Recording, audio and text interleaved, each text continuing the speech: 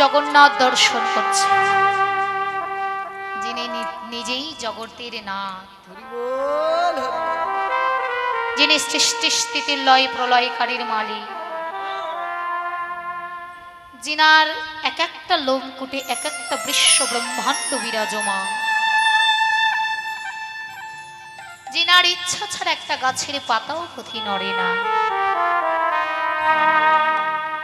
সেই সৃষ্টি স্থিতির লয় প্রলয়কারীর আমার করণ গৌর হরি, তিনি আজকে জগন্নাথ নয়ন ভরে দর্শন করছে।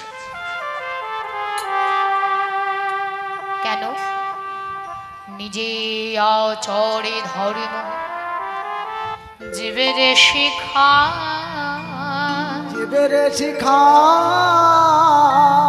নিজে আচরণ না করিলে জীবেরে শেখানো না যায়, শিখানো না যায়। তাই মহাপ্রভু নিজে আচরণ করে জগৎকে শিক্ষা প্রদান করেছে। পৃথিবীতে তুমি যাই করো না কেন, পৃথিবীতে এসে এই যে আমরা সংসারী জীব, জীব আমরা সংসারী, তবে জীব সংসারী হলে হবে না, সংসার করো জীব, কিন্তু সংসারী হইও না। কি গো, বাস্তব জগতে এসেছে, সংসার জগতে এসেছে, ভগবান পাঠিয়েছে আমাদের সংসার ধর্ম পালন করতে হবে, এটাও একটা ধর্ম। সংসারে থাকা, সংসারের দায়িত্ব পালনে করা, এটা হলো একটা নিত্য ধর্ম। অতএব সংসার আমাদের করতেই হবে, সংসার না করলে সৃষ্টি হবে না, সৃষ্টি সৃজন না হতে গেলে ভগবানের নাম গুণগাথা এখানেই সমাপ্ত আর হবে না। অতএব সংসার জগতে এসেছি, সংসার আমাদের করতেই হবে। বললেন না মায়ের ভক্ত রামপ্রসাদ সে, মা সংসার ধর্ম তোর বড় ধর্ম মা, তাই পারি না ছেড়ে যেতে। অতএব সংসার ধর্ম, এটা একটা ধর্ম, দায়িত্ব পালন করা, কর্তব্য পালন করা, এটা হচ্ছে আমাদের ধর্ম, করতেই হবে। তার মানে এই নয় যে তুমি সংসারী হয়ে যাবে। জয় রাধে। রামকৃষ্ণ পরমহংসদেব একটি কথা বলেছিলেন, ওরে খ্যাপা। রামকৃষ্ণ পরমহংসদেবের প্রধান শিষ্য ছিলেন বিবেকানন্দ। তা সেই বিবেককে ডেকে বলছে, ওরে খ্যাপা, ওরে বিবেক, শোন, সংসারে কালীর ঘরে থাকবি বাছা, আর কালী কি তোর গায়ে না লাগা হয় রে খ্যাপা? কি বাবা, হ্যাঁ, এখনকার দিনে তো কাঠ কয়লা উঠেই গেল, ওই উনান উঠে গেল, গ্যাস, তবু ফায়ার লাগে না, গ্যাস লাইট লাগে না, অটোমেটিক সিস্টেম, সব অটোমেটিক আজকালকার যুগে। তাহলে আগেকার দিনে কাঠ কয়লার দ্বারা উনান জানালো হতো, তা সেই উনান জ্বালানোর জন্য কাঠ কয়লার প্রয়োজন হতো। তামা সেই রামকৃষ্ণ পরমহংসদেব তার প্রধান শিষ্য বিবেককে ডেকে বলে, ওরে খ্যাপা, সেই কাঠ কয়লার ঘরে যদি কোনো শ্রমিক কাজ করে, তাহলে কি যতই সে সেফটি হয়ে থাকুক না কেন, তার গায়ে কি কালি না লাগা হবে রে খ্যাপা? এক বিন্দু হলেও তার গায়ে কালি লাগবে। কি গো বাবা? তদ্রু মায়ার সংসারে থাকবি রে জি, মায়ার কালি কি তোর গায়ে না লাগা হবে? কি মায়ার কালি লাগবে, কিন্তু গুরুর ঘরে যেতে গেলে গুরুদেব আবার বলছে যে কালি তো তোমার লাগবে, কিন্তু যদি কভার পরে থাকো তাহলে কালি লাগলে তোমার কভারে লাগবে, শরীরে লাগবে না। নিতাই গৌর হরি।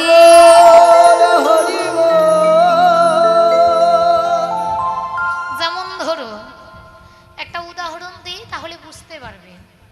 ওই যে আষাঢ় শ্রাবণ আসছে, বৈশাখ মাস, কাল বৈশাখী ঝড় বৃষ্টি কত, তাহলে কোনো দাদা গিয়েছে বাইরে, এবার বাইরে গিয়েছে, মেঘ গর্জন হতে হতে প্রবল বেগে বৃষ্টিপাত হয়েছে। কি বাবা, এবারে বৃষ্টিপাত দেখে সে দাদা ভাইটি কি করেছে জানেন? ওইটাকে কি কভার বলে গো? রেইনকোট। তা সেই রেইনকোট পরে বাইকে চড়ে চলে আসছে। বৃষ্টি কিন্তু অঝরে পড়ছে,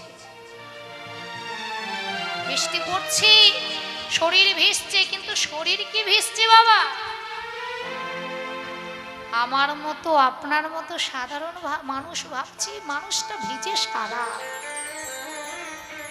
কিন্তু প্রকৃত কি সে ভিজে গেছে? সে তো রেইনকোট পরে আছে, জল চলে গেল রেইনকোটের ওপর দিয়ে, তার শরীরে এক বিন্দু জল লাগলো না। তদ্রূপ হরিব যারা ভজন ঘরে গিয়েছে, গুরুর ঘরে গিয়েছে, শিক্ষার ঘরে গিয়েছে, ওরে জি এখনো সময় আছে, সংসারে থেকো, সংসারকে উপভোগ করো, কিন্তু হয়েছে বৃষ্টি তোমার গায়ে পড়বে, অথচ এক বিন্দু বৃষ্টির জল তোমার শরীরে লাগবে না। তার জন্যে গুরুর কৃপা চাই, গুরুর উপদেশ পালন করতে হবে। নিতাই গৌর হরি বল, হরি বল।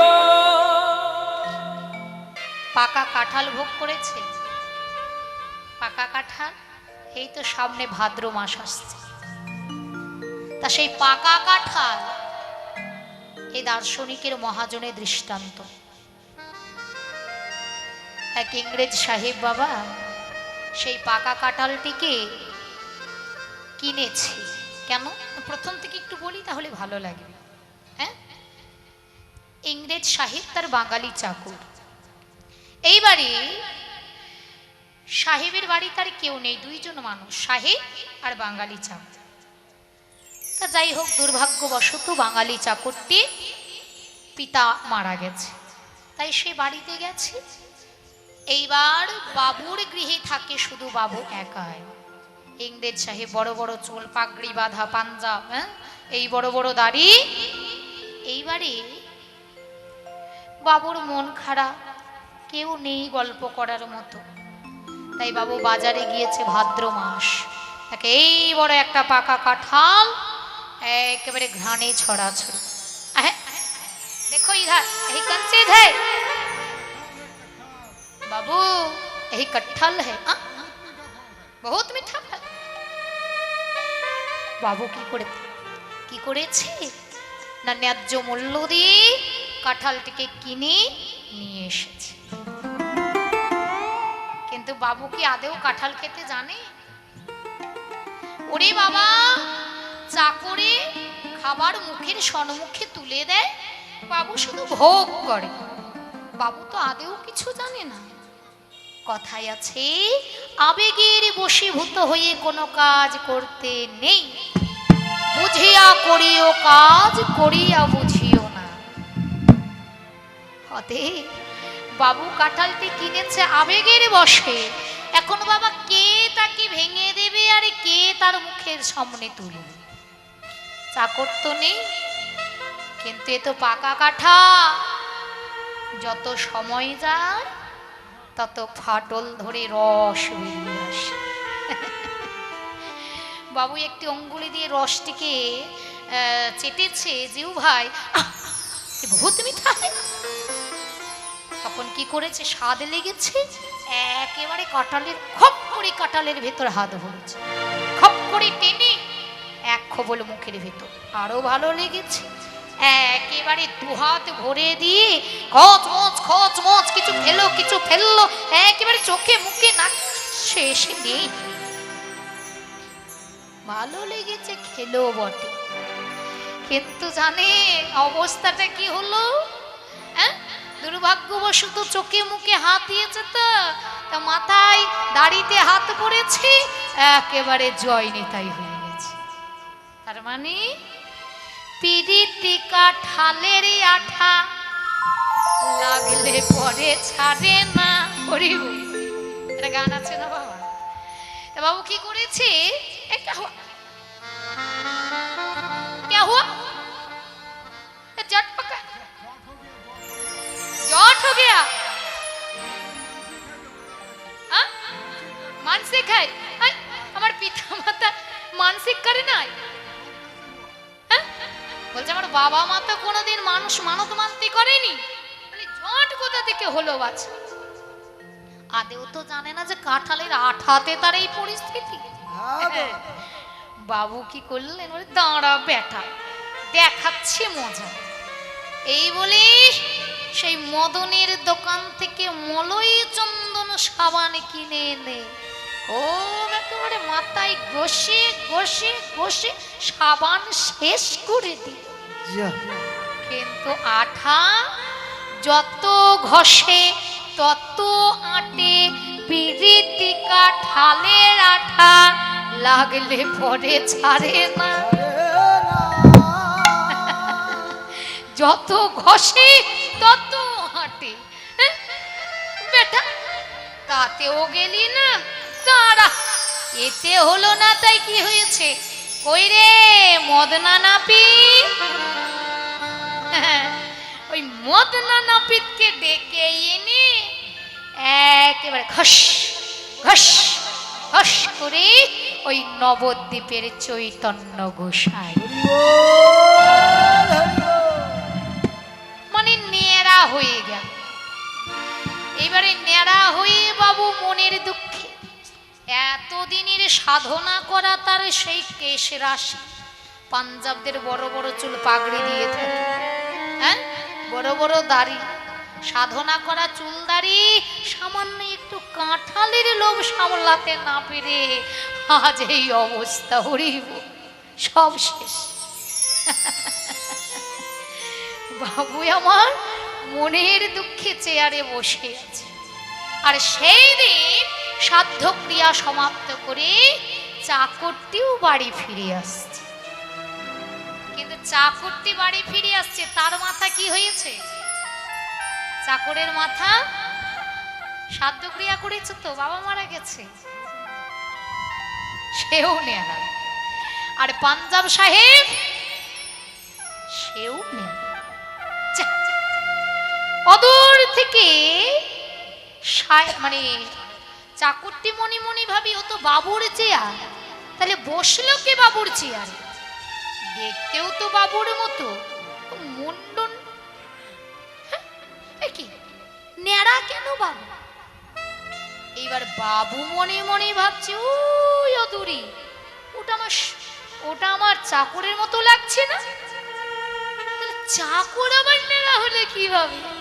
তখন সাহেবটি কি করছে জানেন? চেয়ারে বসে আছে, পাটাকে ঠিক এরকম করে দুলাচ্ছে, হ্যাঁ দুলাচ্ছে, আর চাকরটি তো হেঁটে আসছে, যত হেঁটে আসছে তত এগোচ্ছে। এইবারে বাবুটি ভালো করে দেখতে পাচ্ছে যে ওটা আমার চাকরি, কিন্তু নেড়া আমার মতো, সেও নেড়া আমিও নেড়া। বাবু তখন ওই পাটা নড়াচ্ছে চেয়ারে বসে আর বলে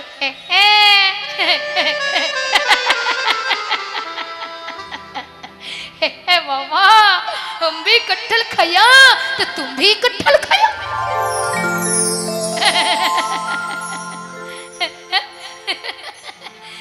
हम भी कटहल खाया तो तुम भी कटहल खाया। কি গো, বাবু বোঝাতে চাইছি যে আমি কাঁঠাল খেয়ে নেড়া হয়েছি, আমার মতো কি তুমিও কাঁঠাল খেয়ে নেড়া হয়েছ? বুঝি বুঝি। কি গো, চাকর বলে বাবু ও বাবু বাবু শোনো, হ্যাঁ আপনিও নেড়া আমিও নেড়া, দুজনে দেখতে এক হলেও আমি কিন্তু কাঁঠাল খেয়ে নেড়া হই নাই। হরিব হ্যাঁ, একজন বৈষ্ণব, তিনিও সন্তান আদি স্ত্রী পুত্র পরিবার নিয়ে সংসার করছে। একজন অবৈষ্ণব মানে যারা ভজন সাধন মানে একদম কলিতে ডুবে আছে, তারাও সংসার করছে। দুজনাই কি সমান বাবা? সেও নেড়া আমিও নেড়া, সেও সংসারী আমিও সংসারী, কিন্তু তার ভেতরে দুটোই কি সমান? হ্যাঁ, কোনো দিন নয়, কোনো সময়ের জন্য নয়, কোনো কালের জন্য নয়। অতএব বাবু, আপনি কাঁঠাল ভোগ করে ন্যাড়া হতে পারেন, কিন্তু আমি কাঁঠাল ভোগ করে ন্যাড়া হই না।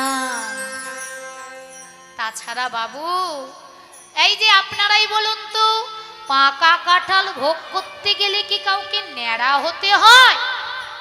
না না, হয়? হয় না। কিন্তু যদি না জেনে ভোগ করা যায় তাহলে হতে হয়নি। তাই গৌর হরি হরি বল হরি বল। ভজন সাধনের কথা বাবা, এসব কথা বলা যায় না যথা তথা, তাহলে ভোগ করতে জানতে হবে। অতএব কাঁঠাল খেলে কখনো তাকে ন্যাড়া হতে হয় না। সংসার করতে গেলে তাকে কখনো মায়ার ঘানি, মায়ার আঠায় ইষ্টে পুষ্টে জড়িত হতে হয় না। শুধু সংসারে কাঁঠালটাকে ভোগ করতে জানতে হবে। বাবু দেখুন, বাজার থেকে চাকরটি পুনরায় পাকা কাঁঠাল কিনে এনে ওই অঙ্গে সরিষার তেল লেপনে করে কাঁঠালের ভেতরে হাত ভরে রুয়া নামক ফলটিকে বের করে বিচিটা ফেলে, হ্যাঁ, এইবারে ফলটা যখন বাবুর বদনে তুলে দিয়েছে, আহ কি স্বাদ! তদ্রূপ এই যে আমরা সংসারে কাঁঠালটাকে ভোগ করতে জানি না, যেমন কার কাঁঠাল তেমনই থাকবে। হরি বল, শুধু ভোগ করতে জানতে হবে। নিতাই গৌরী প্রেমানন্দে হরি হরি বল। হ্যাঁ, তাহলে বাবা একটা গান শোনেননি, যেমন বেনি তেমনি রবে চুল ভেজাবো।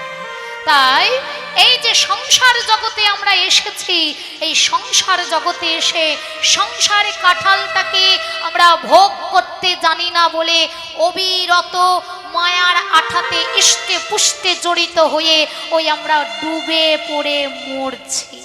বাচ্চারা সন্ধানই জানি না, হ্যাঁ, জানি না, জানি না কেন? ওই যে জানাবে কে? ওই যে বাঙালির বাবুর বাড়ির বাঙালি যে চাকরটা আছে, তার মানে আমাদের পরম দয়াল শ্রী গুরুচরণ আশ্রয় করতে হবে। আর ওই গুরুর ঘরে যদি আমরা সময় মতো যাই কি বাবা, ওই অঙ্গে মানে হস্তে একেবারে সুন্দরভাবে সরিষার তেল লেপন করে যদি কাঁঠালটাকে আমরা একেবারে ঘেটে দিই, কাঁঠা লাগবে। তদ্রূপ যদি আমরা সংসারে জগতে পা রাখার আগে, কামিনী কাঞ্চন ভোগ করার আগে যদি একেবারে পরমে দয়াল শ্রী গুরুচরণী আশ্রয় করি থাকি, গুরুদেব আমাদের যে উপদেশ দিবে, সেই উপদেশ যদি আমরা অক্ষরে অক্ষরে পালন করে থাকি, তাহলে যতই আমরা সংসারে কাঁঠাল ভোগে করি না কেন, মায়া আঠা তো আমাদের শরীরে লাগবে না। তাই তোমরা গুরুচরণ আশ্রয় করো।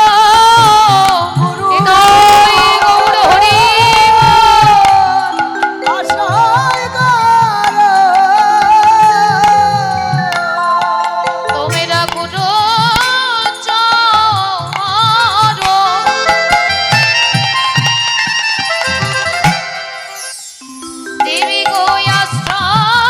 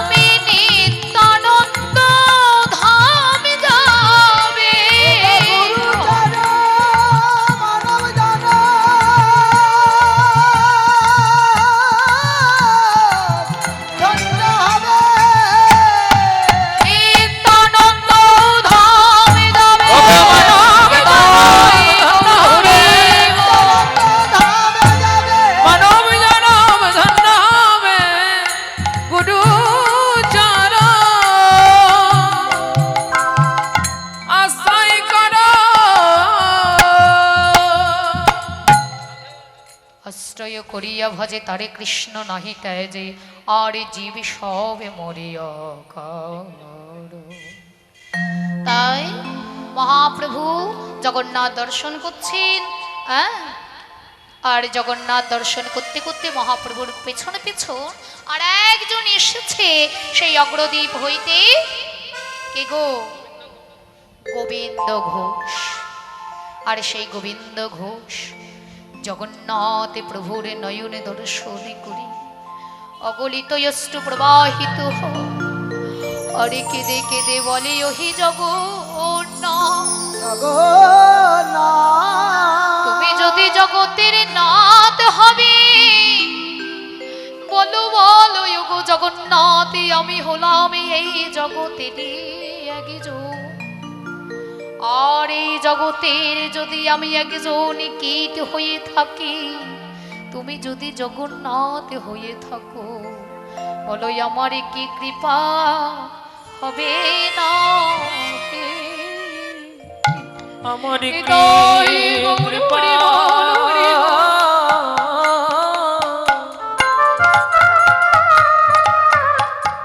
হবে না হে।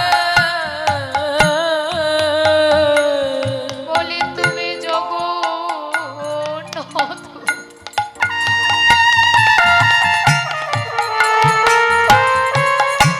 জগন্নাথ নামে ধরেছ, বলো আমার কি কৃপা হবে না হে?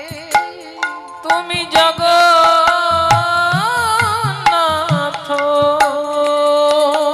আরে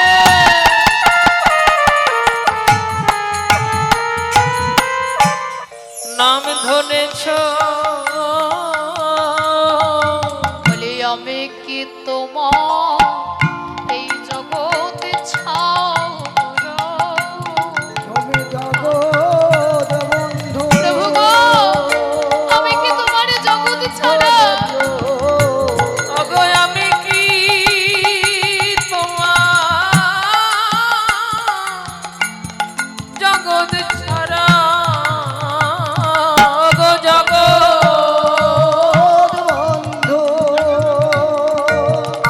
অগো আমি কি তোমার জগৎ ছাড়া, নাথ নাম ধরেছ, তুমি জগন্নাথ নাম ধরেছ, তবে আমার কি কৃপা হবে না গো।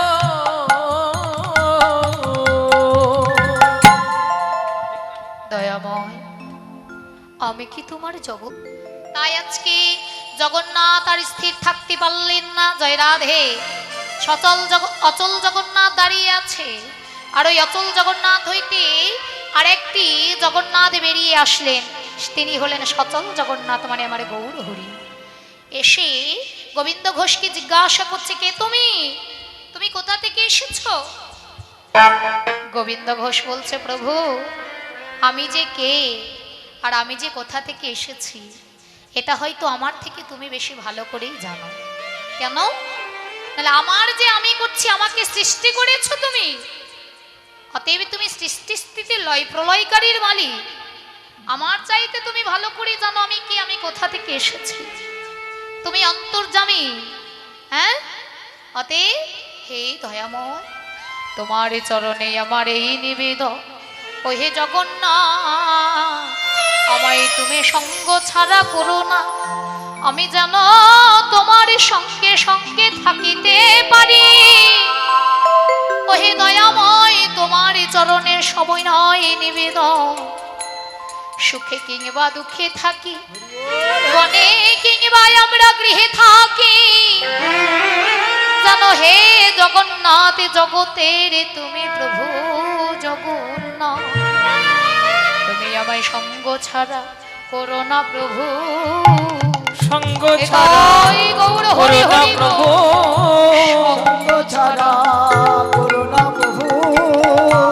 শ্রীচরণে দাসকে তোমার সঙ্গ ছাড়া করো না প্রভু।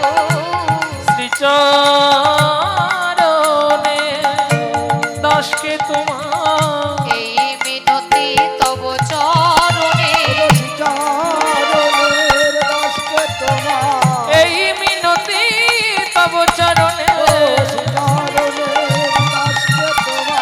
এই মিনতি তব চরণে হরি এই বল রাধে। মিনতি তব চরণে এই মিনতি তব চরণে সঙ্গ ছাড়া করুণা প্রভু প্রভু তুমি আমায় সঙ্গ ছাড়া করো না গোবিন্দ। শোনো গোবিন্দ, তুমি আমার সঙ্গে থাকতে চাও তাই না? কিন্তু জানো গোবিন্দ, আমার সঙ্গে থাকার বিষয়টা যে সম্পূর্ণ উল্টো। যারাই আমার সঙ্গে থাকে তাদের জীবনে অনেক অনেক অনেক কষ্ট পেতে হয়, অনেক দুঃখের সম্মুখীন হতে হয়, অনেক ব্যথা পেতে হয়। পারবে গোবিন্দ? গোবিন্দ গোবিন্দ বলছে, দয়াময়, তোমার সঙ্গে থাকতে গেলে দুঃখ কষ্টের কথা বলছো? বাবা, এই যে কারোর শরীরে যদি প্যারালাইসিস হয়, এটা ভালো করে বুঝুন। ধরুন একটা অঙ্গ প্যারালাইসিস হয়েছে, ধরুন বাম অঙ্গটা প্যারালাইসিস হয়েছে। এবারে সেই প্যারালাইসিসের উপরে বড় দেখে একটা ক্ষত হয়েছে। হ্যাঁ, বড় দেখে একটা ক্ষত হয়েছে, ঘা একেবারে পুজ রক্ত ঝরছে, অসহ্য। যে দেখছে তার শরীরটা শিহরে উঠছে। ইস, কতই না সে কষ্ট পাচ্ছে গো, কতই না সে ব্যথা পাচ্ছে, কতই না সে আঘাত পাচ্ছে। হ্যাঁ, কিন্তু বলুন তো বাবা, ওই প্যারালাইসিস হলার জায়গায়, যে জায়গায় প্যারালাইসিস হয়েছে সেই জায়গাতে পক্ষাঘাত হয়েছে, কি সে কি কষ্ট পাচ্ছে? সে কি ব্যথা পাচ্ছে? প্যারালাইসিস হওয়া মানে একটা যে অঙ্গে হবে সেই অঙ্গ মৃত অঙ্গ, অবশ হয়ে যাবে, কি তাই না বাবা? তাহলে সেই অবশ অঙ্গে যদি ঘা হোক, কাটা হোক, ছেঁড়া হোক, আঘাত পাবে? হ্যাঁ, ওগো দয়াময়, তোমার চরণে যে জনে আসে তার শরীরে তো আরে তারে হয়ে থাকে না। জীবনের যত কিছু তার সর্বস্ব, দেহ মন প্রাণী জীবনে যৌব আগর তোমার হলামে বলে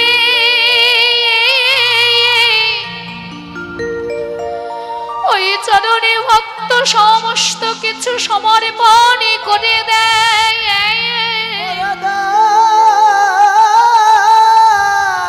তার নিজের বলিতে তো কিছুই রাখে না।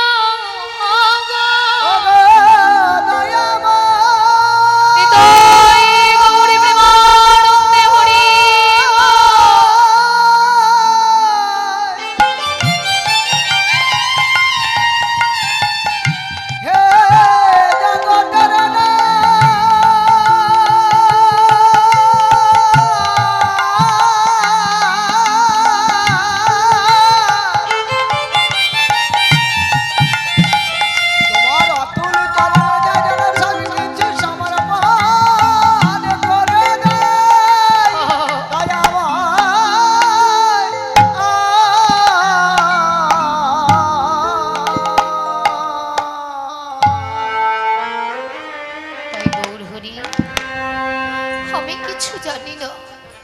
আমার সুখ, আমার দুঃখ, আমার ভালো, আমার মন্দ, আমার আনন্দ, আমার নিরানন্দ, সব তোমাকে সঁপে দিলাম।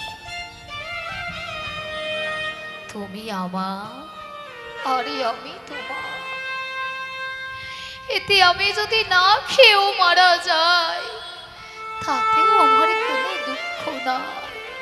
শুধু তোমার সঙ্গ ছাড়া যেন আমায় করুণা হে। আবারে যদি পাঠাও রে দয়া,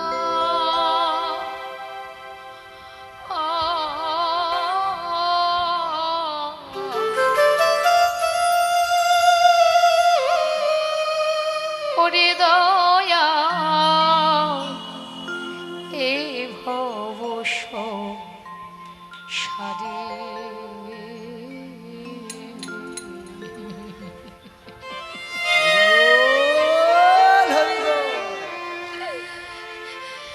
একজনে কৃষ্ণ ভক্তি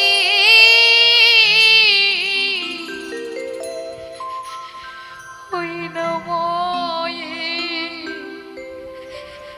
গরিবে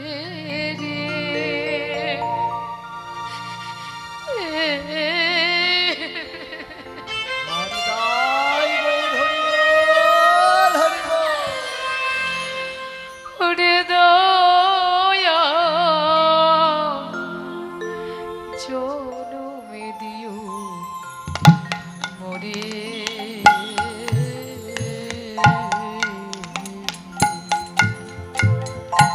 কিচ্ছু চাই না দয়া। নয়াবার যদি আমি আর কিচ্ছু চাই না তোমার কাছে দয়া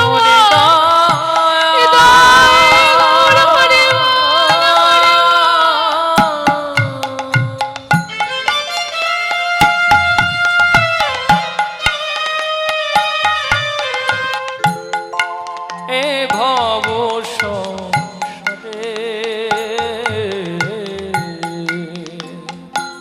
একজন কৃষ্ণ ভক্তি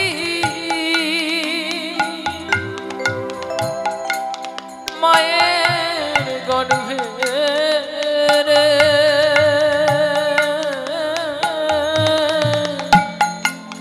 জনম দিও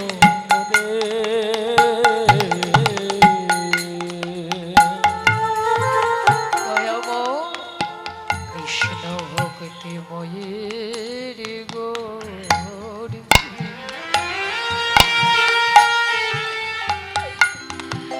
আমায় জনমে দিও কৃষ্ণ ভক্তি মায়ের গর্ভে মগো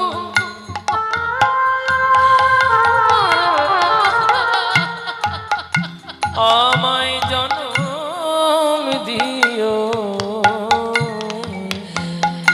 বাবা জানি না কোন সুকৃতির ফলে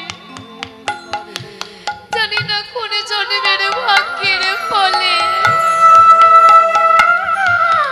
আজ কৃষ্ণ ভক্তি মায়ের গর্ভে আমার জন্ম হয়েছিল বলে আজ আপনার সাধুগুরু বৈষ্ণবের সমাজে আমি দুটো কৃষ্ণ কথা কইতে পারছি ভক্ত সঙ্গ করতে পারছি গৌর বলে কাঁদতে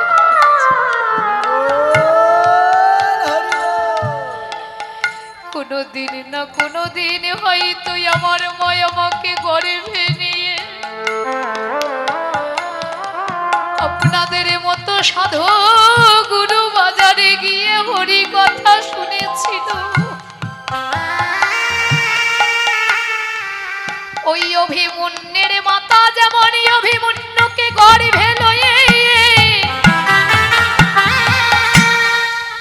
ওই মহাভারতে অভিমন্যের মাতায় অভিমন্যুকে গর্ভে নয়ে কৃষ্ণ কথা হরি কথা শুনেছিল তাই তো সে ছোট থেকে হরি পরায়ণ হয়েছিল বাবা গোবিন্দের প্রতি তার মন সঁপে দিয়েছিল শুধু তাই নয় ওই হিরণ্যকশিপুর সন্তান ভক্ত প্রহ্লাদ অসুরের সন্তান হয়ে তার মাতা নিশ্চয়ই গৌরী ভক্ত সঙ্গ করেছিল হরি কথা শ্রবণ করেছিল তাই তো ভক্ত সেই প্রহ্লাদ অসুরের সন্তান হয়েও বদনে হরি নামে করেছিল হরি পরায়ণ হয়েছিল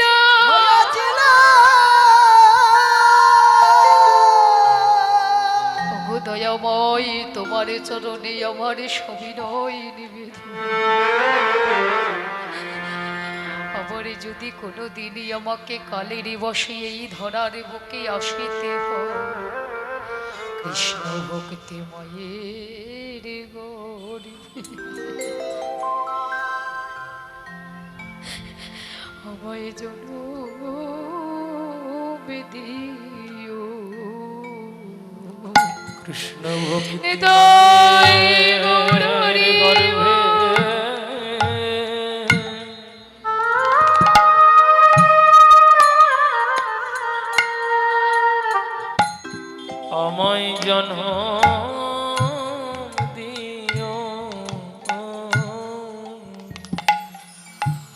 আমারে হোক না কেন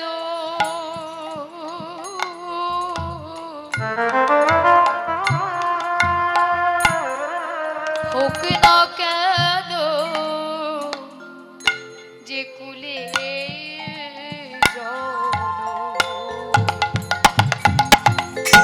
আমি কুলের বিচার করব না দয়াময়, কেননা তোমার মুখের বাণী শুচি হয়ে মুচি হয় যদি কৃষ্ণ ত্যাজে,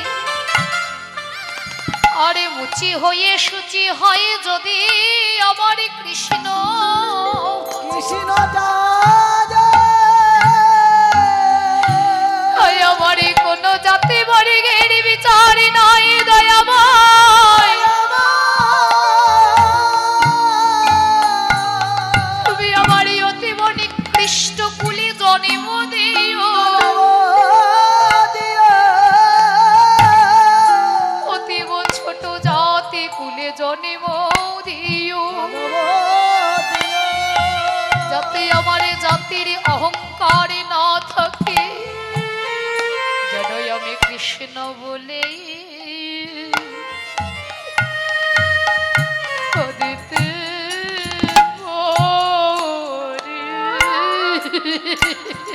আমি কৃষ্ণ বলে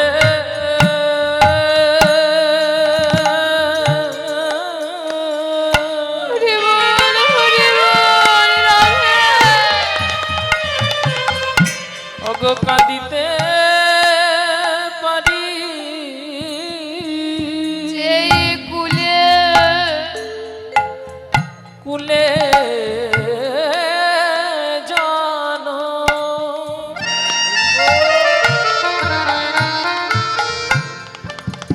হোক না কেন কৃষ্ণ কৃষ্ণ বলে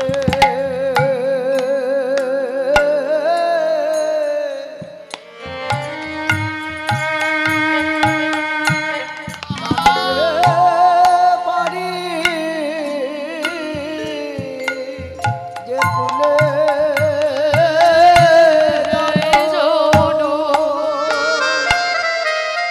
হোক না কেন হয়ে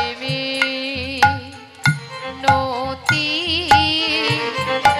হবু চরণে, যে কুলে জানো হোক না কেন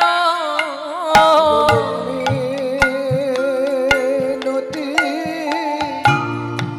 জানায় রাখি, যে কুলে জানো হোক না কেন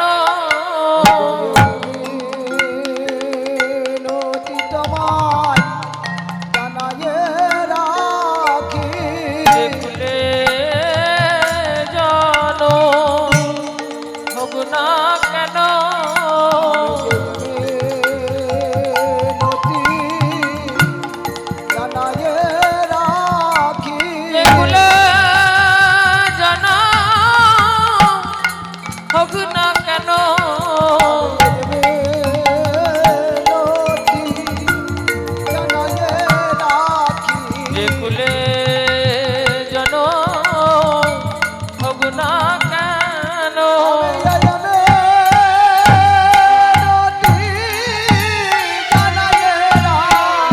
যে কুলে জানো হোক না আনন্দে হরিব যে কুলে জানো হোক না কেন যে কুলে জানো হোক না কেন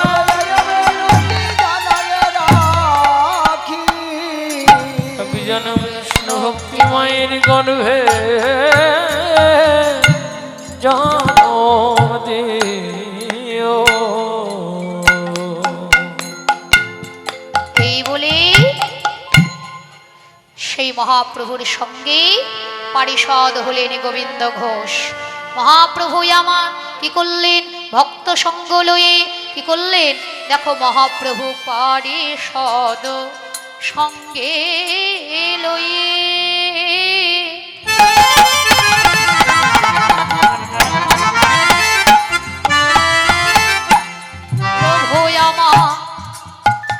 চলিল ভ্রমণ। ওগো পারি সদ পারি সদ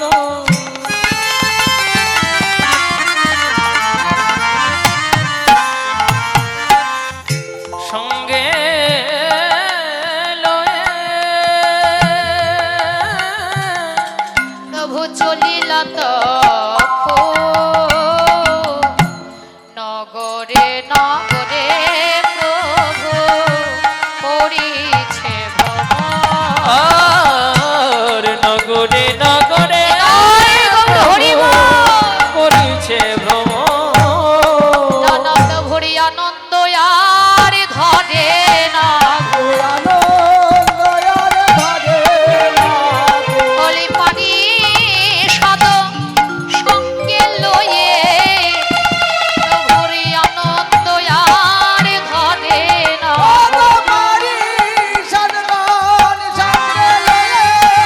হলি হরি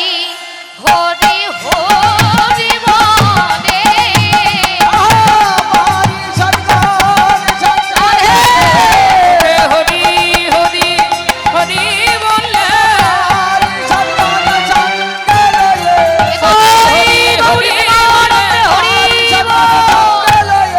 হরি হরি হরি বলে হরি হরি হরি বলে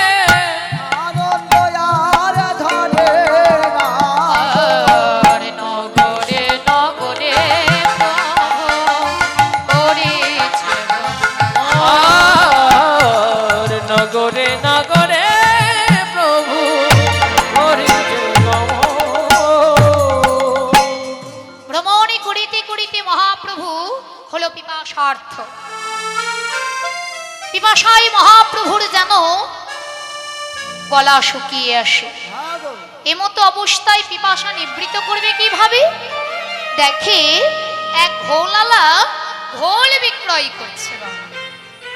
এইবারে সেই ঘোলালাকে দর্শন করে মহাপ্রভু বলছে, এই যে ও ঘোলালা, তা এক কাজ করো তো, তোমার ওই সব চাইতে যেটা বড় ঘোল রয়েছে সেই ঘোলের ভাণ্ডটা আমায় দাও। এইবারে ঘোলালা মনে মনে ভাবছে, আহারে আজ না জানি কার বদন দেখে আমি সকালবেলায় ঘুম থেকে উঠেছি, সব চাইতে বড় ভাণ্ডটা আজ আমার বিক্রয় হবে। হ্যাঁ? তার মানে আমি আজকে অনেক পয়সা উপার্জন করতে পারবো।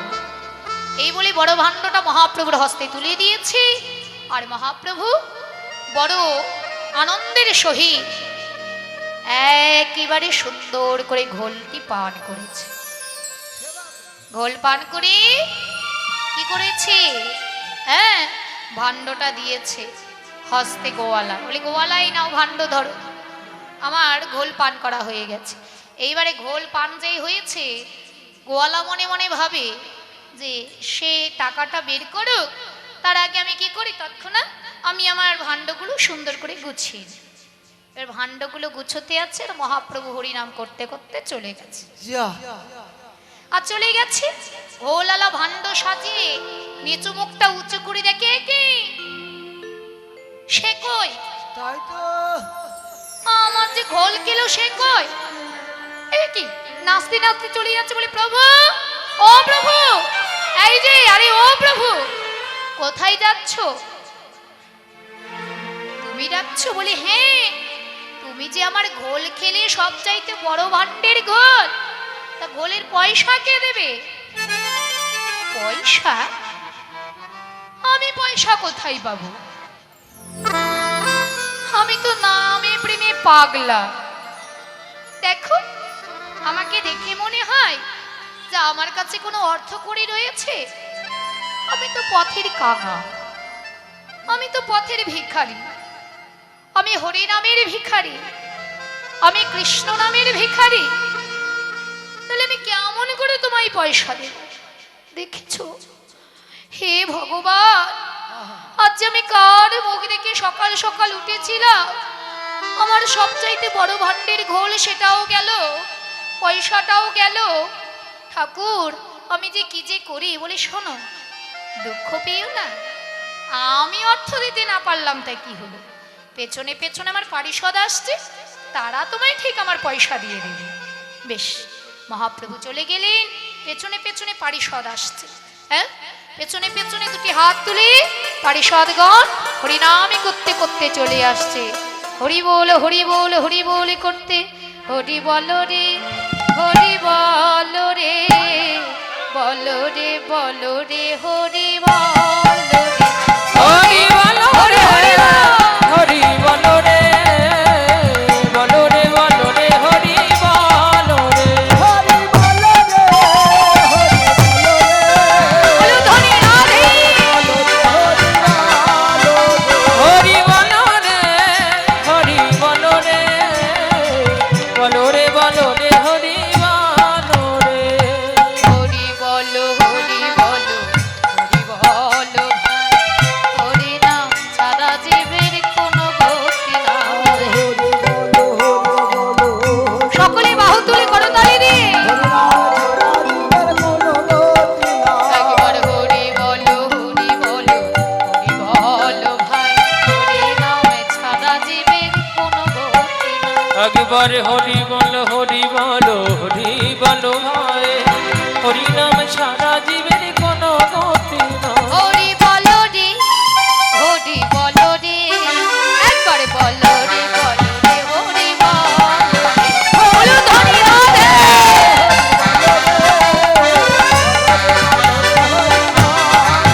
হরি বলো রে হরি বলো রে, হরি বলো রে বলো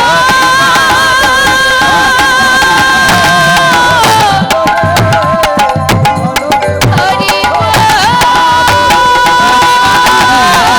হরি বলো রে, হরি হরি বলো রে। একে বলো, শুধু ধেই ধেই করে নাচলে চলবে? তাই তো? তোমাদের প্রভু ঘোল পান করে গেছে, বলেছে তোমাদের কাছে অর্থ নিতে, অর্থ দাও।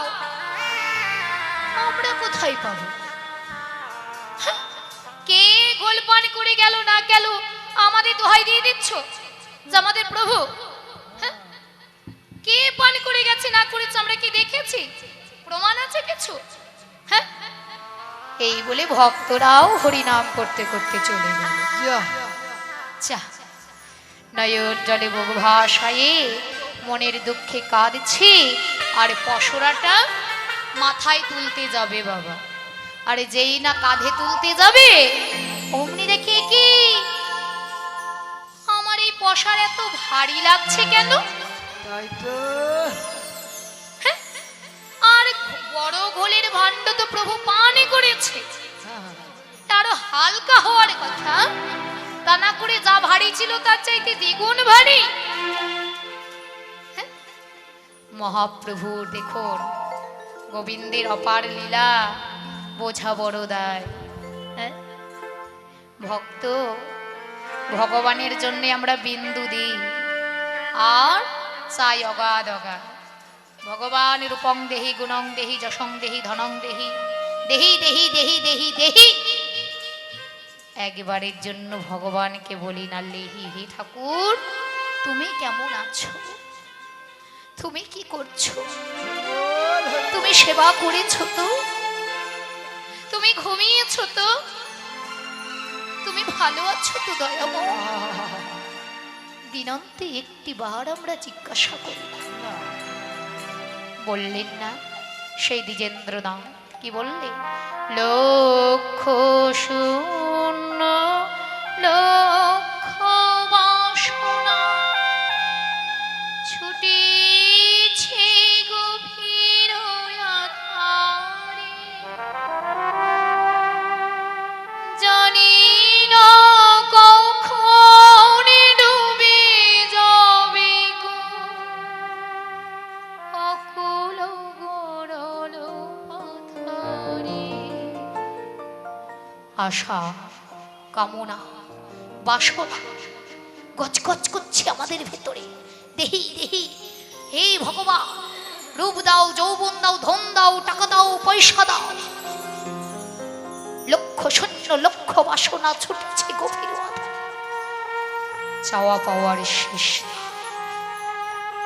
কিন্তু হে দয়াময়, একটি বাড়ির জন্য তোমাকে চাই না। লক্ষ শূন্য লক্ষ বাসনা ছুটিছে গভীর আধারে, জানি না কখন ডুবে যাবে গো ওই নয়কুল গরল পাথারে। একটি বাড়ির জন্য জানি না, দম ফুরালে সব শেষ, এখানেই চাওয়া শেষ, এখানেই পাওয়া শেষ। তাহলে ওই অন্ধকার ঘনিয়ে আসলে চাওয়া পাওয়া সব শেষ, সেই দিন কে থাকবে জানো? প্রভু বিশ্ব বিপদ হন্তা, যে ছিল যে আছে সেই থাকবে। তুমি দাঁড়াও রুধিয়া পন্থা, আমি দেখি নাই কিছু, বুঝি নাই কিছু, দাও হে দেখায় বুঝাই মলিন মরে মোছাই। তুমি নির্মল করো মঙ্গল করে মলিন মরে মোছাই। অতএব ভগবান পুণ্য কুরুক্ষেত্রে দাঁড়িয়ে, মহাপুণ্য কুরুক্ষেত্রে দাঁড়িয়ে দণ্ডায়মান অর্জুনকে বললেন, হে অর্জুন, কি নিয়ে এসেছ? কি নিয়ে যাবে? হ্যাঁ, কিসের জন্য তুমি আমার আমার করছো? কি তোমার? যেটা হয়েছিল ভালোই হয়েছে, যেটা হচ্ছে ভালোই হচ্ছে, যেটা হবে সেটা ভবিষ্যতে ভালোই হবে। অতএব কি তোমার? কি নিয়ে এসেছ? কিছুই তোমার নয়। অনিত্য অসুখকর লোকমিম প্রাপ্য ভজস্মম, অর্থাৎ অনিত্য অসুখকর এই সংসার, এই সংসারে মৃত্যু বলতে একমাত্র আমার গৌর গোবিন্দের শ্রীপাদে চরণে পদ্ম। নিতাই গৌর হরি বল হরি বল। তাই হে অর্জুন, সর্ব ধর্মণ পরিত্যজ মমেকাং শরণং ব্রজ, অহং ত্বং সর্ব পাপেভ্যো মোক্ষয়ামি মা শুচো।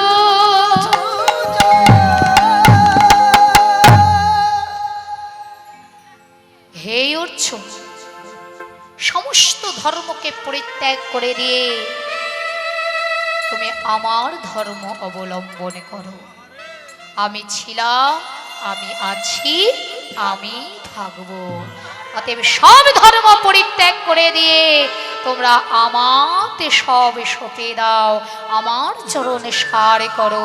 প্রেম সে বলে হরি বল। হরি বল। এই যে আপনারা কীর্তন শুনছেন, পদাবলী কীর্তন, তাই তো? তাহলে কীর্তন কয় প্রকার জানা আছে? কীর্তন আমাদের কয় প্রকার? কীর্তন হচ্ছে দুই প্রকার। এই কীর্তন হচ্ছে দুই প্রকার। হ্যাঁ গো। এক হচ্ছে শুক কীর্তন, আর এক হচ্ছে নারদীয় কীর্তন। তাহলে কীর্তন যদি দুই প্রকার হয়, শুক কীর্তন, নারদীয় কীর্তন, তাহলে শুক কীর্তন কাকে বলে আর নারদীয় কীর্তন কাকে বলে? তাই তো বাবা? শুক কীর্তন হচ্ছে মহামুনি সুখদেব গোস্বামী পাঠ যেই কীর্তন পাঠ করেছিলেন, যার শ্রোতা ছিল মহারাজা পরীক্ষিত। নিতাই গৌর হরি বল। এটা হলো শুক কীর্তন। আর নারদীয় কীর্তন কাকে বলে? ওই যে নারদ বিনার তানে সুর তরঙ্গে নৃত্য গীতে যে কীর্তন গেয়েছিলেন, সেটা হলো নারদীয় কীর্তন। এই যে আমরা গাইছি সুর তরঙ্গে নৃত্য গীতে যে কীর্তন গাইছি, এই পদাবলী কীর্তন, এটা হচ্ছে নারদীয় কীর্তন। নিতাই গৌর হরি বল। জয় রাধে। তাহলে এই যে হরি বল,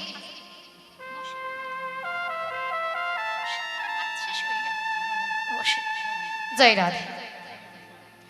তা বাবা, এই যে ভগবান আজকে সেই গোয়ালা যখন কাঁধে করেছে বাঘটি ভার হয়ে গেছে, কাঁধ থেকে নামিয়ে যেই বাবা সেই ভাণ্ডগুলো তুলে দেখছে, ভাণ্ডের ভেতরে যে বড় ভাণ্ডটা রয়েছে, ভাণ্ডের ভেতরে সোনা দানা হীরা মণি মুক্তা কপি কাঞ্চন সমস্ত কিছুতে ভরপুর হয়ে রয়েছে। হরি বল, হরি বল। তাহলে এর থেকে কি বোঝা যায়? ভগবানের জন্য যদি আমরা বিন্দু দান করতে পারি, ভগবান আমাদের জন্য সিন্ধু দান করে দেয়, তাই না? রাধে, বিন্দু দান করলে সিন্ধু দেয়, তাই না? আমরা কোথা থেকে এসেছি? কি কোথা থেকে? এই সিন্ধু ভগবান দিয়েছে বলেই তো এসেছি। হ্যাঁ, তাহলে বিন্দু দান করলে ভগবান সিন্ধু দেয়। ভগবানের ইচ্ছায় আমরা এসেছি, নচেত আসতে পারতাম না। এমনও দাম্পত্য জীবন আছে, সারা বছর ওই শিল নোড়াই শেকড় বাকড়ে বেটে বেটে খেয়ে নিজের জীবনটাকে শেষ করে দেয়। একটা মা বলা সন্তান তারা খুঁজে পায়। কিন্তু ভগবানের যদি ইচ্ছে হয় বিন্দুতেই সিন্ধু মেলায়, তার প্রমাণ আমি আপনি আমরা সকলে। নিতাই গৌর হরি। হ্যাঁ, তার ইচ্ছা আমাদের ইচ্ছে। আমরা ভাবি যে আমি করছি, এ যে তুমি কি করো, আজ তোমার কর্ম করার ক্ষমতা হয়েছে, তুমি খুব বলছো কর্ম না করলে ভগবান খেতে দেবে না। এই তুমি যেদিন মাতৃ জঠরে ছিলে সেদিন কি কর্ম করতে? হে, কি কোনো কর্ম করতে পারতাম? তাও আবার অন্ধকারে, তাও আবার কোথায় চন্দ্র সূর্যের প্রকাশ ছিল না, দম বন্ধ হয়ে মারা তো যায় নাই। হেটমুন্ড যুদ্ধ পদে মারা গেছিলাম, সেদিন তো কোনো কর্ম করতাম কি? করি নাই। আচ্ছা, মাতৃ কোলে যখন আসলাম মাতৃ জঠর হতে, তখন কোনো কর্ম পারতাম না। তাহলে তখন কি না খেয়ে মারা গেছিলাম? কতটা দয়ালু যে আমি আসবো বলে তার আগেই মাতৃবুকে সুধা দান করে বসে আছে। আর আজ তোমার কর্ম করার ক্ষমতা হয়েছে, তাই তুমি বলো কর্ম না করলে ভগবান খেতে দেবে না। কথাটা তুমি ঠিক বলো জি, কিন্তু কাজটা করো উল্টো। কর্ম না করলে সত্যিই ভগবান খেতে দেবেন না। হ্যাঁ, কিন্তু কোন কর্ম? এই মায়ার লাঠি ঝাঁটা ঘানি টানার কর্ম নয়। রাধে রাধে রাধে। হ্যাঁ, যেই কর্ম আমরা মাতৃ জঠরেও করেছিলাম, মাতৃ জঠর হতে মাতৃ কোলে এসেও কিছুদিন করেছিলাম। হ্যাঁ, করিনি? মাতৃ জঠরে হেটমুন্ড যুদ্ধপদে ভগবানকে কত ডেকেছি, কত কেঁদেছি। আবার মাতৃকোলে যখন আসলাম, ভগবানের হাত থেকে যখন হাতটা সরে গেল, তখনও কত কাহা কাহা কাহা করে ভগবানের লাগি কেঁদেছি। ওই কৃষ্ণ বলে কাঁদাটাই হলো আমাদের নিত্য কর্ম। নিতাই গৌর হরি বল। হরি বল। আর ওই কর্ম যতদিন করেছি ততদিন আমরা অন্ন অভাবে, খাবারের অভাবে আমরা মারা যাই নাই। কিন্তু আজ ওই মায়ার ঘানি টানার মতো তোমার শক্তি হয়েছে। স্ত্রী, পুত্র, ছেলে, মেয়ে, ভাই, বন্ধু লাতি ঝাঁটাই এত খাচ্ছ, ঘানি টানছো, এত অক্লান্ত পরিশ্রম করছো, অথচ তোমার এই জীবন হতে দুঃখ কষ্ট যাচ্ছে না। কর্ম না করলে যে ভগবান খেতে দেবে না। তুমি যে খুব কর্ম করছো, সুখের খাবার একদিনও তুমি কি মুখে আহার তুলতে পারছো? যে কিছু না কিছু, কোনো না কোনো বিষয় নিয়ে মনের আগুনে সবাই জ্বলে পুড়ে মরছে। নিতাই গৌর হরি। হরি বল। হরি বল। তাই গোবিন্দ ঘোষকে সঙ্গে লয়ে ওই গোয়ালাকে ভগবান কৃপা করে চলেছে আবার কোথায়? একেবারে ভ্রমণ করিতে করিতে করিতে করিতে ভগবান তীর্থ ভ্রমণ করতে করতে সেই পূর্বস্থলীতে এসে ভগবান উপস্থিত হয়েছে। আর যেই না পূর্বস্থলীতে ভগবান এসেছে, ভগবানের এতক্ষণ পেয়েছিল পিপাসা, এখন পেয়েছে ক্ষুধা। পিপাসা নিবৃত হলো, ক্ষুধা কিভাবে নিবৃত হবে? এইবারে গোবিন্দকে ডেকে ভগবান বলে, শোনো গোবিন্দ, আরে ভক্ত ডাকি প্রভু বলে,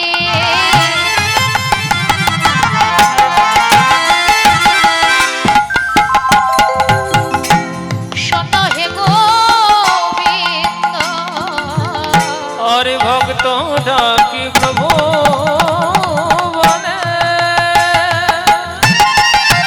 নিতাই গৌর হরি বল। হরি বল। শোনো হে গোবিন্দ, আরে বড় ক্ষুধা পেয়েছে গো অতি মন্দ। আরে বড় ক্ষুধা পেয়েছে গো আমি অতি মন্দ। আর বড় খোদা পেয়েছে গো আমার অতি মন্দ। আমায় বড় ক্ষুধা পেয়েছে গো। আমার বড় ক্ষুধা পেয়েছে গো। ওগো শোনো বলি হে গোবিন্দ, বড় ক্ষুধা পেয়েছে গো। ওগো শোনো বলি হে গোবিন্দ, দাও দাও আমায় সেবা দাও গো। শোনো বলি হে গোবিন্দ, দাও দাও আমায় সেবা দাও গো। বলি হে গোবিন্দ, ধরি নিতাই গৌর হরি বল। হে গোবিন্দ, দাও দাও আমায় সেবা দাও গো। আমায় বড় ক্ষুধা পেয়েছে গো। বড় ক্ষুধা পেয়েছে গো। আমি অতি মন্দ। বড় ক্ষুধা পেয়েছে হে গো আমি অতি মন্দ। হে গোবিন্দ, আমার বড় ক্ষুধা পেয়েছে। দেখো, ভক্ত হওয়া অত সহজ ব্যাপার নয়। প্রতি পদে পদে, প্রতি ক্ষণে ক্ষণে ভগবান ভক্তকে পরীক্ষা করে। গোবিন্দের কাছে সেবা চেয়েছে। হ্যাঁ, এইবারে সেই গোবিন্দ বলছে, প্রভু কোথায় সেবার ব্যবস্থা করতে পারবো? তুমি তো নিজেই সর্বশক্তিমান, তোমার ইচ্ছা হলে সব সম্ভব। বেশ, তোমার যখন ক্ষুধা পেয়েছে, তুমি যখন চেয়েছো, অবশ্যই তোমার কৃপা হতে গেলে মিলবে। তাই গোবিন্দ ঘোষ কি করলে না, সকল ভক্তকে বললেন, প্রভুর বড় ক্ষুধা পেয়েছে, দেখুন ভগবানের কৃপা হতে গেলে কিনা সম্ভব। নিজের ইচ্ছায় জীবে কোটি বাঞ্ছা করে, ভগবানের ইচ্ছে নইলে এক বাঞ্ছা নাহি পুরে। তাই না বাবা? তাহলে ভগবানের যখন ইচ্ছে হয়েছে দূর দেশর থেকে কোনো ভক্ত অন্ন, কোনো ভক্ত ব্যঞ্জন, কোনো ভক্ত ফল ফলারি বিভিন্ন কিছু নিয়ে এসে প্রভুর কাছে নিয়ে আসে। আর ওই যে শ্রীধর বলে একটি ভক্ত ছিলেন, সেই নবদ্বীপের শ্রীধর কি করলেন, তিনি মহাপ্রভুর জন্যে একটি সেই কলার মোচা, বয়স হয়েছে আর চলতে পারে না, কেঁদে কেঁদে বলে, দয়াময়, যখন আমার সামর্থ্য ছিল তখন তো আমি তোমাকে বুঝতে পারি না, আজ আমি চলতে পারছি না, ইচ্ছে যাচ্ছে তোমার সেবা করব, কি দিয়ে করব। কদলী বৃক্ষের ডালের দিকে তাকিয়ে দেখে একটি মোচা ধরেছে, তা সেই মোচাটিকে পেরে বক্ষের মাঝে জড়াইয়ে ধরে নয়ন জলে বহু ভাষায় কাঁদিতে কাঁদিতে শ্রীধর চলেছে প্রভুর কাছে। আরে কেঁদে কেঁদে বলে, ওহে গৌর হরি, বড়ই আশা করে আমি সেই ঘরে থেকে এসেছি তোমার সেবায় লাগিবে বলে, একটিবারে নিজ গুণে কৃপা করে তুমি সেবায় অধিকার করে নিও।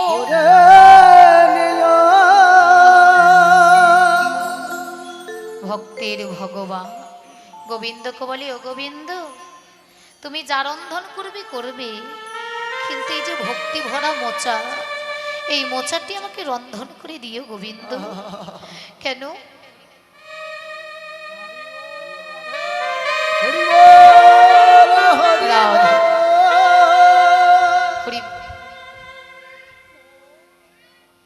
এই মোচার ভেতরে যা আছে তাই অন্য কোনো দ্রব্য বস্তুতে নেই।